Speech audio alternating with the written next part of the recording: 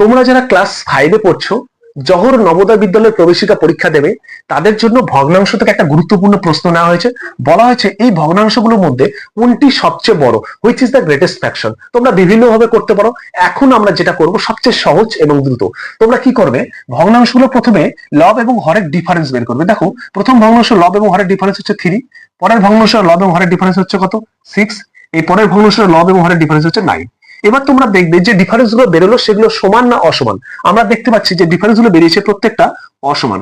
যদি অসমান হয় তাহলে তোমরা কি করবে, এই ডিফারেন্স গুলোর এলসিএম বা লসাগু বের করবে। তাহলে এই 3, 6 এবং 9 এর লসাগু কত হয়, এই 3, 6 এবং 9 এর লসাগু হয় 18।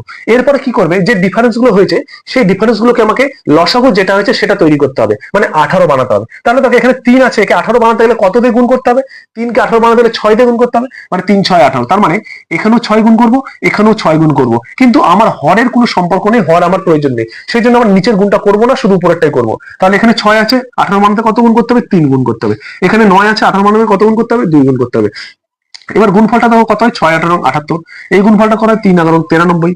এখানে কত হয়, 64, 128।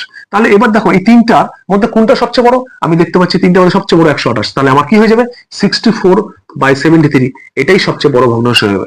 যদি বুঝে গেছো তাহলে ভিডিওতে লাইক করো, আর ভালো লাগলে চ্যানেলটিকে সাবস্ক্রাইব করো। ধন্যবাদ।